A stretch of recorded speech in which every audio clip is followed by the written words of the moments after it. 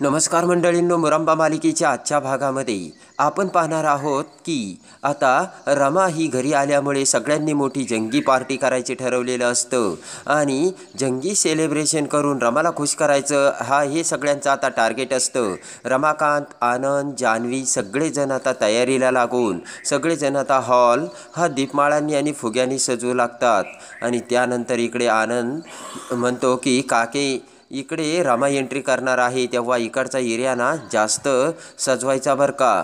जान्हवी म्हणते की आणि रमाने एंट्री केली की लगेच सगळ्या लाईटचे फ्लॅश ऑन आणि मग मिळेल की नाही रमाला सरप्राईज. तर सगळेजण आता खुश झालेले असतात. आणि आता आनंद ही रमाची आता पेंटिंग करत असतो. तेवढ्यात आता रमाकांत म्हणतो की आनंद तू हे रमाचा फोटो जो पेंटिंग करतोय ना तो झाला की डायरेक्ट समोर लाव म्हणजे रमा आली की लगेच ती या फोटोकडे बघन आणि तिला खूप आनंद होईल.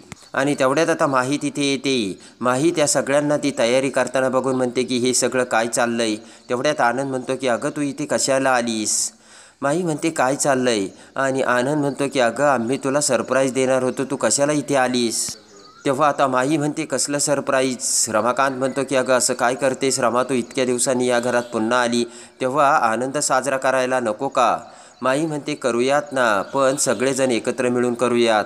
त्यानंतर हसतच आता मयुरी म्हणते की रमा तू एवढ्या दिवसांनी घरामध्ये आली, तुला कसं वाटतं.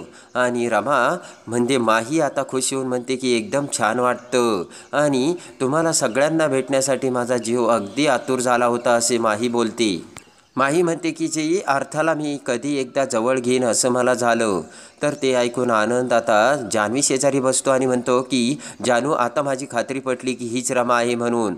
जान्हवी म्हणते की मग मी अगोदरच सांगत होते. आनंद म्हणतो की बघ ना, आल्या आल्या रमाला अर्थाला भेटायला जायचं नाही तर ती माही होती ना तिला आपल्याला सगळं शिकवावं लागायचं. ते ऐकून आता माही विचार करते की आपल्याला ना रमाची एक एक गोष्ट आता शिकवावं लागणार आहे आणि त्यामुळे यांची खात्री होईल की मीच रमा आहे म्हणून. तेवढ्यात आता जान्हवी म्हणते की रमा तू ऐक ना, तू जा ना, आम्हाला तयारी करू दे. जान्हवी म्हणते की हे बघ रमा, आम्ही ना तुला सरप्राईज देण्यासाठी खूप मेहनत घेतोय, पण तुला जर अगोदरच हे कळलं तर मग काय उपयोग त्याचा. आणि आता माही म्हणते की बरं. त्यानंतर आता माही म्हणते की यांच्या मनात रमाबद्दल किती रिस्पेक्ट आहे आणि किती प्रेम आहे असा विचार आता माहीने केलेला असतो. इकडे आता अखेर त्या बाईने रमाला चहा बनवण्यासाठी परवानगी दिलेली असते आणि तिच्या हातगाडीवरती काम करायला परवानगी मिळताच आता रमाला आनंद होऊन पटकन रमाने आता गॅसवरती पातेलं ठेवलेलं असतं आणि चहा करण्यासाठी पाणी टाकते. त्यानंतर आता रमा ही आलं कुटून घेते आणि रमाने असा फक्कड चहा बनवलेला असतो. रमा तो सगळा चहा आता गाळून घेते. इकडे आता रमा तो चहाचा कप आता त्या हातगाडीवरच्या बाईला देते आणि ती मालकीन आता चहा पिताच म्हणते चहा तर एकदम फक्कड झाला, पण कसं काय. अगं मुली, मी तुला सांगते ना, मसालाही तोच, चहा पावडरही तीच, साखरही तीच, मग माझ्यापेक्षा चहा कसा सुंदर झाला. रमा म्हणते की हीच तर एवढी देवाने मला देणगी दिली. रमा म्हणते की असं समजा की देवाने दिलेला मला हा आशीर्वाद आहे आणि मला हे जे मिळालेलं आहे त्याचा मी वापर करायला हवा, बरोबर ना. आणि आता ती बाई म्हणते की ठीक आहे, चल आता अशी उभी नको राहू, लाग कामाला. आणि रमा तिचे आभार मानते. इकडे आता आय्याची ही तिच्या बेडरूममध्ये चहा प्यायला लागते. तेवढ्यात आता इरावती तिथे म्हणते की अगं थांब थांब आणि ही गोळी घे, उगाच तुला चक्कर येईल. आणि इरावती आता आय्याजीला गोळी देते आणि म्हणते की आता घे या चहा. त्यानंतर आता इरावती म्हणते की बघ मॉम, तू सांगितल्याप्रमाणे मी सगळं काही केलं की नाही. तर आता आय्याजी म्हणते की ठीक आहे ग, पण ते एवढं काही मोठं काम नव्हतं आणि त्याचं काय आहे ना, आपल्या घरचे प्रॅक्टिकल अजिबात नाही, एकदम इमोशनल आहेत ते, म्हणजे मूर्ख. आय्याजी म्हणते की अक्षय तरी थोडाफार ॲनालिसिस करतो, पण त्यालासुद्धा आपण कळू नाही दिलं आणि त्याला तर एवढा मोठा धक्का बसला ना आणि लगेच तो समजून चुकला.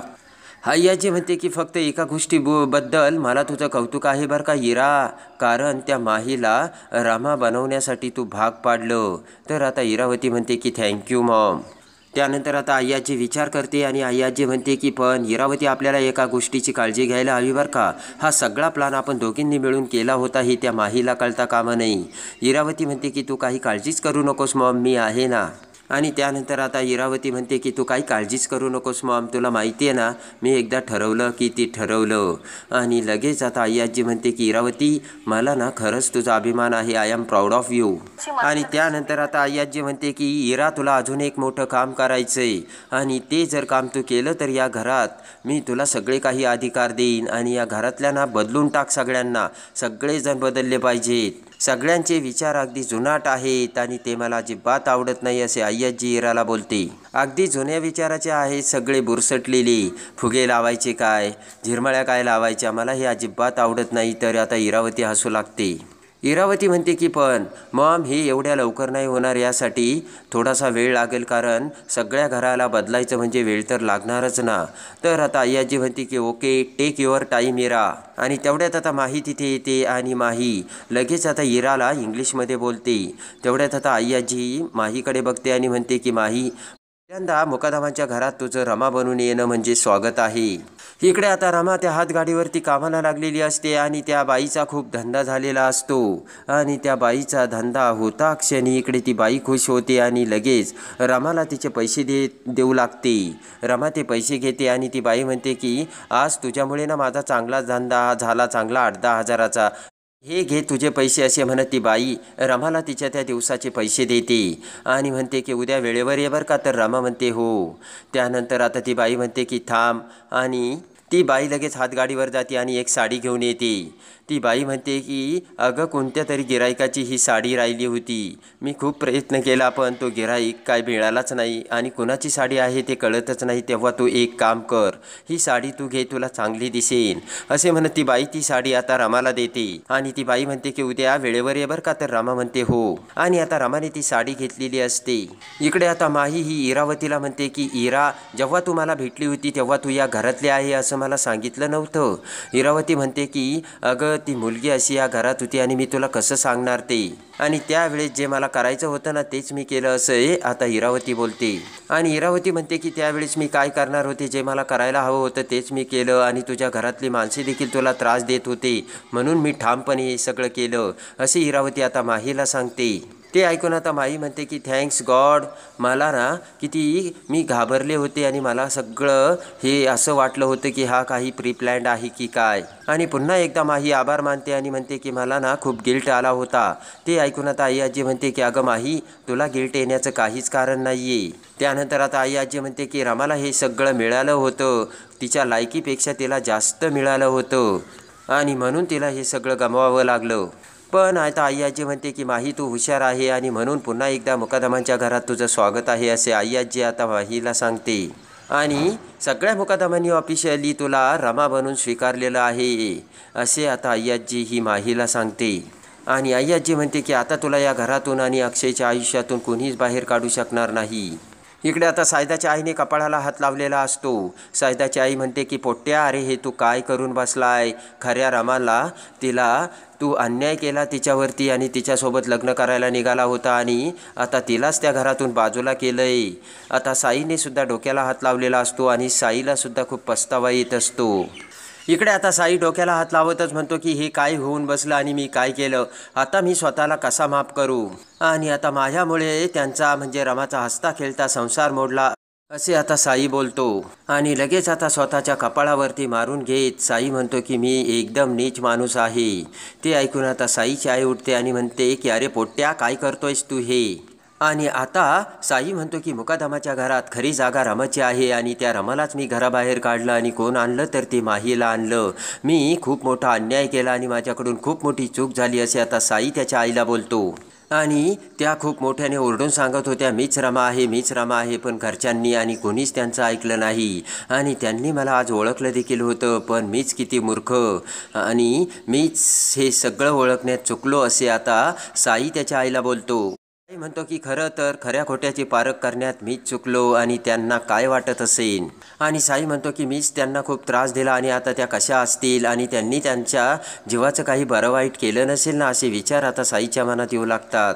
आणि आज माझ्यामुळे उगाचच त्यांना परीक्षा द्याव्या लागती आणि ती माही खरंच भामटी आहे असे आता साई त्याच्या आईला सांगतो. तेव्हा आता साईची आई साईला समजावते आणि म्हणते की साई, तू अगोदर विचारपूस करून घ्यायला हवी होती आणि अगोदर तू खात्री करून घ्यायला हवी होती आणि नंतरच मग हे पाऊल उचलायला हवं होतं, पण तूच काही विचार केला नाही साई. साई म्हणतो की बरोबर आहे आई, माझं चुकलं आणि माझ्याकडून खूप मोठी चूक झाली.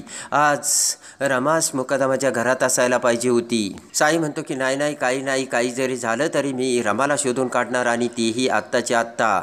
साईची आई म्हणते की अरे पोट्ट्या, पण एवढ्या मोठ्या शहरात तू त्या मुलीला कुठे शोधणार? साई म्हणतो की ते मला माहीत नाही, पण काही जरी झालं तरी मी त्या रमाला शोधून काढणार म्हणजे काढणारच. साईची आई म्हणते की अरे पोट्ट्या, त्या मुलीसाठी तू स्वतःचं आयुष्य खराब करून ठेवलंस. साईची आई म्हणते की तुझं लग्न देखील मोडलं आणि त्या मुलीचा संसार देखील मोडला आणि काही जरी झालं तरी आता तू त्या मुलीला शोधून काढच असे आता साईच्या आईने साईला सांगितलेलं असतं. साईची आई म्हणते की काही जरी झालं तरी साई, तू त्या मुलीला शोधून काढच आणि त्या मुलीला तू न्याय मिळवून दे. तेव्हा साई आता त्या साईच्या आईकडे बघतो आणि आपल्या आईनेच आपल्याला परवानगी दिली हे यामुळे आता साई खुश झालेला असतो. हा जोडतच आता साईची आई म्हणते की साई, त्या मुलीला तू सापडून त्या मुलीचा हक्क तिला पुन्हा मिळवून दे. आणि साईची आई चक्क तिने आता साईसमोर हात जोडलेले असतात ते बघून साई म्हणतो की माई, मी काही जरी झालं ना तरी त्या मुलीला सापडून तिचा हक्क तिला मिळवून देणारच आणि मी या शहरातील प्रत्येक कोपरानी कोपरास ठाण मांडेन आणि काही जरी झालं तरी त्या रमाला शोधून काढीलच असा निश्चय आता साईने केलेला असतो. आणि ते ऐकून आता साईची आईसुद्धा खूप खुश झालेली असते. आणि इकडे आता मुकदमाच्या घरात आनंद, रमाकांत, मयुरी सगळ्यांनी खूप मोठं डेकोरेशन करून हॉल सजवलेला असतो. सगळीकडे फुगे लावलेले असतात आणि रमा तुझं स्वागत आहे या नावाची आता बोर्ड तयार करून तो सुद्धा लावलेला असतो. तेवढ्यात आता इरावती आणि अय्याजी नटून ठटून तिथे येतात आणि रमा तुझं स्वागत आहे हा बोर्ड बघून आता अय्याजी खाली बसते आणि म्हणते की काय मूर्ख लोक आहे इरावती, बघितलं काही? इरावती म्हणते की डोंट वरी मॉम, तू काही काळजी करू नकोस, मी आहे ना आणि मी सगळं बदलवणार आहे ना. तर आई आजी खुश होते. इरावती म्हणते की मॉम, तू म्हणते ना ते अगदी बरोबर आहे. हे ना खूप मूर्ख लोक आहे, यांना ना थोडं बदलावंच लागेल आणि यांना थोडंसं मॉडर्न करावं लागेल, पण त्यासाठी मला वेळ लागेल. तर आई आजी खुश होती. इरावती म्हणते की बरं आहे, हे थोडे जास्तच मूर्ख आहेत आणि त्या माहीचं म्हणून तर एवढं जंगी स्वागत करतायत. आणि इकडे आता तेवढ्यात आता अक्षय हा त्याच्या रूमचा दरवाजा उघडतो आणि दरवाजा उघडता क्षणी अक्षयच्या रूमच्या दरवाजातून सगळीकडे फुलं अंथरलेली असतात आणि रस्ता तयार केलेला असतो. पटकन आता अक्षय हा माहीचा हात धरतो आणि माहीला त्या फुलांच्या पाकळ्यावरून चालत घेऊन आता हॉलमध्ये आणतो. सगळेजण टाळ्या वाजवतात. त्यानंतर आता खुश होत जान्हवी म्हणते की रमा तुझं स्वागत आहे आणि तो बोर्ड आता जान्हवी ही माहीला दाखवते. सगळेजण खुश होऊन आता पुन्हा एकदा टाळ्या वाजवतात. त्यानंतर आता आनंद बोलू लागतो. आनंद म्हणतो की काय आहे ना, या घरात आतापर्यंत सगळ्यांनी खूप दुःख भोगलेले आहेत, सहन केलेले आहेत आणि म्हणजे अभि आणि अक्षयमधला वाद आणि त्यानंतर अक्षयचं हे घर सोडून जाण्याचा तो निर्णय, म्हणजे एका पाठीमागून एक या घरामध्ये खूप काही अशा अनपेक्षितपणे गोष्टी घडलेल्या आहेत. आनंद म्हणतो की आणि त्याचं काय आहे ना, ते या घरातील मेन कारण सापडत नव्हतं. तेवढ्यात टाळ्या वाजवून आता इरावती म्हणते की निगेटिव्ह एनर्जी आणि तीही निघून गेली. ते ऐकताच आता सगळेजण हसू लागतात. आणि तेवढ्यात आता आनंद म्हणतो की म्हणजे आत्याच्या मतानुसार निगेटिव्ह एनर्जी निघून गेली की नाही ते मला माहिती नाही, पण एका घरात एका व्यक्तीची चुकीची जागा आणि ती त्या व्यक्तीला मिळणं म्हणजे हे खूप चुकीचं होतं. आणि ते ऐकून आता जान्हवी म्हणते बेबी अरे काय बोलतोयस तू, काहीच कळत नाही आहे. सगळेजण आता एकमेकांच्या तोंडाकडे बघू लागतात. आनंद म्हणतो की आपल्या सगळ्यांकडूनच बेबी खूप मोठी चूक घडली, पण बघ ना आपल्या सगळ्यांना वाटत होतं की माही खूप चांगली मुलगी आहे. आणि त्यानंतर आता मयुरी म्हणते की पण तुम्ही काही मला ती माही ना मला जरा ॲडव्हान्सच वाटली. ते ऐकताच आता रागाने माही आता मयुरीकडे बघते आणि मयुरी म्हणते की बघा ना तिने किती डेअरिंग केली ती आणि डायरेक्टली रमा बनून आपल्या घरात आली. मयुरी म्हणते की आपल्याच घरात येऊन रमा बनून ती सगळ्यांना फसवायची.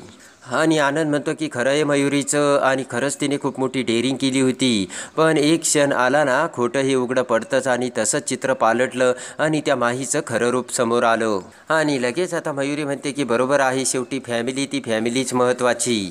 आणि त्यानंतर आता अक्षय इकडे तिकडे बघत म्हणतो की हो फॅमिली खरंच मोठं काम. आणि लगेच आता इरावती ही आई आजीच्या खांद्यावर डोकं ठेवते. इकडे आता अक्षय म्हणतो की रमा पूर्वीच्या काळी ना एखाद्या बाईचा नवरा काहीतरी मोठं काम करून घरी यायचा, त्यावेळेस ती बायको तिच्या नवऱ्याला ओवाळायची. अक्षय म्हणतो की तसंच आज मी तुला ओवाळणार आहे, कारण खरंच तू खूप मोठं युद्ध जिंकून घरी आलीस. आणि आता पटकन अक्षय हा ओवाळीचे ताट घेऊन येतो आणि त्यानंतर आता अक्षय हा रमाला कुंकू लावतो आणि त्यानंतर ओवाळणीचे ताट अक्षय हा माहीसमोर धरत माहीला ओवाळतो. आणि त्यानंतर ओवाळत असताना अक्षय आता माहीला म्हणतो की रमा तू एवढ्या दिवसांनी सगळं संकट पार करून पुन्हा या घरात आली आणि तुझं या घरात स्वागत आहे. आणि त्यानंतर आता ते बोलत असताना घरचे सगळे जण आता अक्षयकडे बघत असतात आणि माहीकडे. आई आजी इरावती तर खूप खुश झालेले असतात. आणि त्यानंतर अक्षय आता माहीला गोड प्रसाद म्हणून बर्फी देतो.